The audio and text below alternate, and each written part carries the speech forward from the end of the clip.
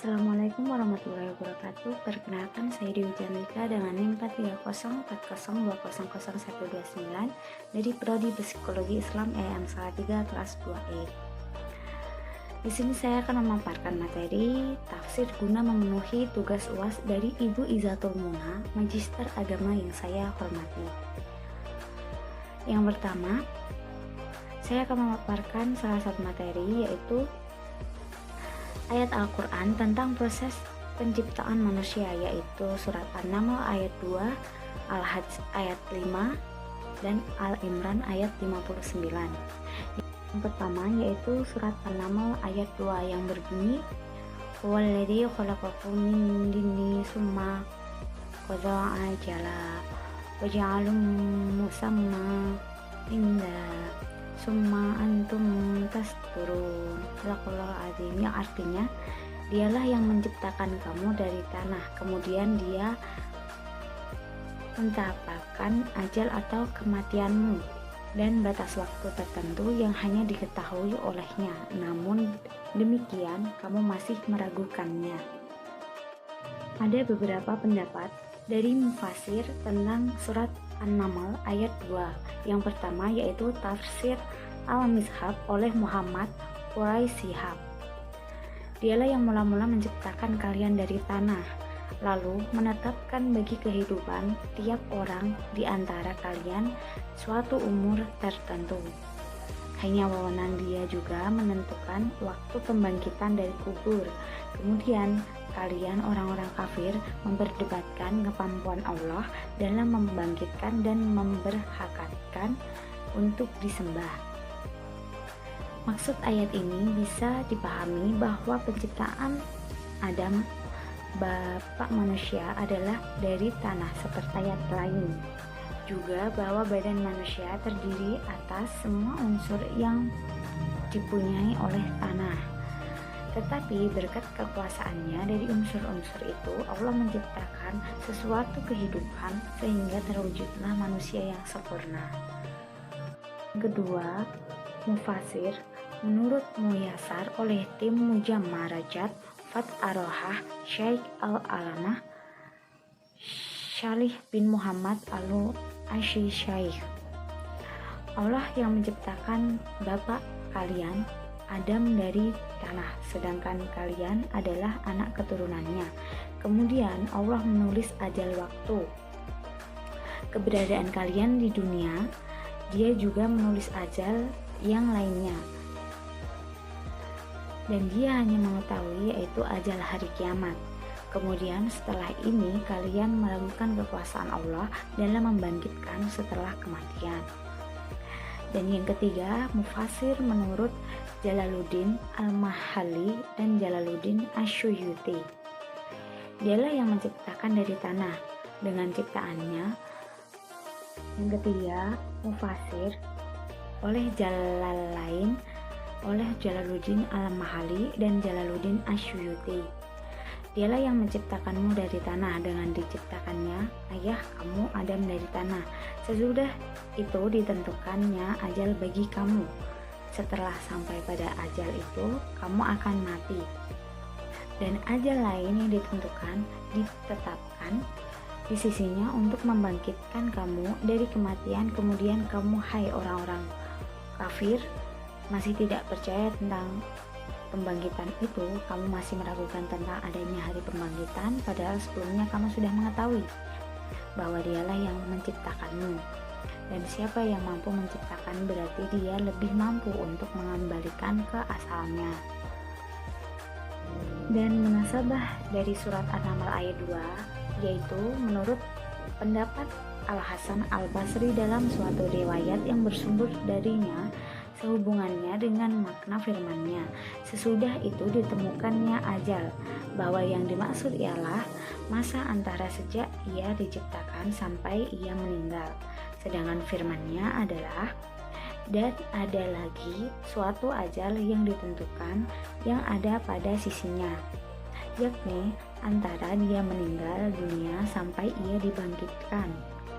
Dan dari Ibnu Abbas Al-Mujahid disebutkan sehubung dengan firman-Nya, sesudah itu ditentukannya ajal. yakni usia dunia. Dan ada lagi suatu ajal yang ditentukan yang ada di sisinya, yakni usia seseorang sampai saat kematiannya. 2. Yaitu Al-Hajj ayat 5. Menurut Mufasir Jamaluddin Al-Ghazawani dalam kitab Usur Ad-Din mengutarakan bahwa surat Al-Hajj termasuk di antara surat-surat yang ajaib. Di dalamnya berisi ayat-ayat yang diturunkan di Mekah dan Madinah, berisi pembahasan tentang peperangan dan perdamaian.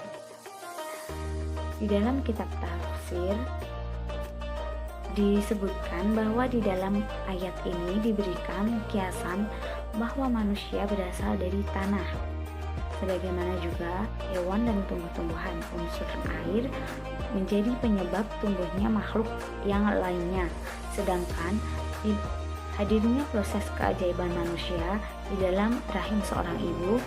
Tatawi pun menegaskan terkait pentingnya ilmu an-najm atau embriologi manusia. Di dalam kitab tafsir Al-Mishaf karya Muhammad Faris Shihab disebutkan bahwa di dalam ayat ini mengilustrasikan peristiwa kebangkitan manusia dari kematian, akan hadirnya hari kebangkitan manusia yang harus diimani.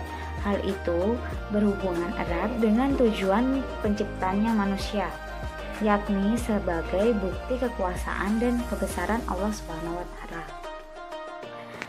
Sabah Al-Hajj ayat 5. Dan sesungguhnya kami telah menciptakan manusia dari seluruh serapati berasal dari tanah. Kemudian kami dijadikan serapati itu air mani yang disimpan dalam tempat yang kokoh atau rahim. Kemudian air mani itu kami jadikan segumpal darah, lalu segumpal darah itu kami jadikan segumpal daging, dan segumpal daging itu kami jadikan tulang belulang, lalu tulang belulang itu kami bungkus dengan daging. Kemudian kami jadikan dia makhluk atau berbentuk lain. Maka Maha Sucilah Allah, pencipta Allah yang paling baik.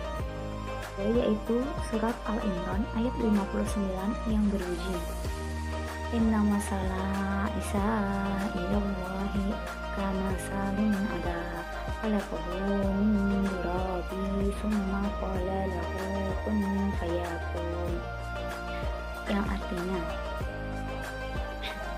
sesungguhnya perumpamaan atau penciptaan Isa bagi Allah seperti penciptaan Adam. Dia menciptakannya dari tanah, kemudian dia berkata kepadanya, jadilah, maka jadilah sesuatu. Para mufasir mengenai Quran surat Al-Imran ayat 59. Yang pertama, tafsir Al-Muyassar atau Kementerian Agama Saudi Arab. Sesungguhnya penciptaan Allah pada Isa tanpa bapak, perumpamaannya seperti penciptaan Adam tanpa bapak dan tanpa ibu. Ketika Allah menciptakannya dari tanah bumi, kemudian dia berkata kepadanya, jadilah manusia, maka jadilah. Dan maka adapun pengakuan ketuhanan Isa karena dia diciptakan tanpa bapak merupakan pengakuan yang batil. Maka Adam diciptakan tanpa bapak dan tanpa ibu, dan semua bersepakat bahwa dia adalah seorang hamba dari hamba-hamba Allah. Nasabah atau kolerasi dari Quran surat Al-Imran ayat 59. Kolerasi dari ayat 59 ini terdapat pada ayat selanjutnya pada surat yang sama pula, yaitu pada ayat 60 sampai 63, yang diartikan, apa yang telah kami ceritakan itulah yang benar dan datang dari Rabb-Mu. Karena itu jadikanlah kamu termasuk orang-orang yang ragu. Tafsir dari ayat tersebut juga menjelaskan bahwa itulah yang benar yang datang dari Tuhanmu. Jadilah khobar bagi mubtada yang dibuang berbunyi peristiwa Isa, jadikanlah janganlah kamu termasuk orang-orang yang ragu-ragu. Dan ayat selanjutnya adalah, siapa yang membantahmu tentang kisah Isa sesudah dalam ilmu yang meyakinkan kamu, maka katakanlah kepadanya, marilah kita memanggil anak-anak kami dan anak-anak kamu, istri-istri kami, dan istri-istri kamu dari kami dan dari kamu. Kemudian marilah kita bermubahalah kepada Allah dan kita minta supaya laknat Allah ditimpahkan kepada orang-orang yang dusta. Tafsir dari ayat tersebut adalah siapa yang membantahmu dan memperdebatkanmu dari golongan Nasrani dengan perintahnya kepada mereka. Tafsir dari ayat tersebut yaitu jika mereka berpaling tidak mau beriman, sesungguhnya Allah Maha mengetahui akan orang-orang yang membuat kerusakan mereka yang akan diberi balasan. Di sini kata-kata lahir ditempatkan pada kata-kata mat. Dilihat dari satu bukti bahwa dari surat 60 sampai 63 adalah penjelasan lanjutan mengenai surat Al-Imran ayat 59. Salah satu mufasir mengingatkan bahwa tafsir Al-Azhar bila dilihat dari aspek metodologis tersebut dalam kelompok tafsir tahlili ijmali. Maka dalam penafsiran Al-Hajj ayat 5 menafsirkannya dengan cara menjelaskan secara global.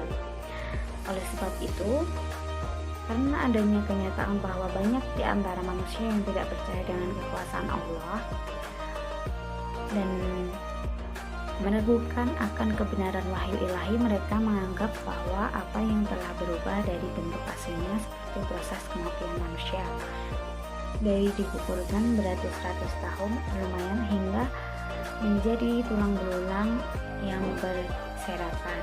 Secara logika memang hal ini mustahil. Hal ini demikianlah yang akan menjadikan manusia meragukan akan wahyunya Allah, bahwa bahkan keraguan ini akan bertambah manakala berpikir sesuatu bertumpu pada kesanggupan yang terbatas. Oleh karena itu, dalam beberapa ayat Al-Quran kita disuruh untuk merenungkan hal yang sesuai dengan yang kita hadapi. Dan yang terakhir ada munasabah ayat. Pada ayat kelima ini mempunyai keterkaitan dengan ayat sebelumnya, yaitu di mana ayat yang sebelumnya menjelaskan tentang adanya manusia yang tidak mempercayai dan membantah kekuasaan Allah yang telah membangkitkan manusia setelah kematian. Maka pada ayat ini Allah mengajak manusia membantah, menolak atau meragukan kekuasaan Allah SWT tentang hari kebangkitan untuk merenungkan kekuasaan Allah SWT akan hal tersebut atau hari kebangkitan. Hal ini dibuktikan dengan berpindahnya tanah yang mati ke sebatas angin sampai akhirnya menjadi bayi yang segar bugar adalah bukti yang tidak dapat diragukan tentang terjadinya peralihan yang mati menjadi hidup, yaitu surat Al-Alaq ayat 1-2, di mana menurut mufasir Zubdatul Tafsir yaitu Iqra bismi rabbikal ladzi khalaq, awalilah bacaanmu dengan nama Tuhanmu. Pendapatan lain mengatakan pembacaan dengan meminta pertolongan dengan namanya. Khalaqal insana min 'alaq, dia telah menciptakan manusia dari segumpal darah, berawal dari mani, kemudian dengan kekuasaan Allah menjadi segumpal darah yang membeku. Dan menurut Imam Muslim Al-Bukhari, di dalam ayat Al-Alaq 1-2 termuat segala puji dan sungguhan hanya bagi Allah dan peringatan mengenai permulaan penciptaan manusia dari segumpal darah.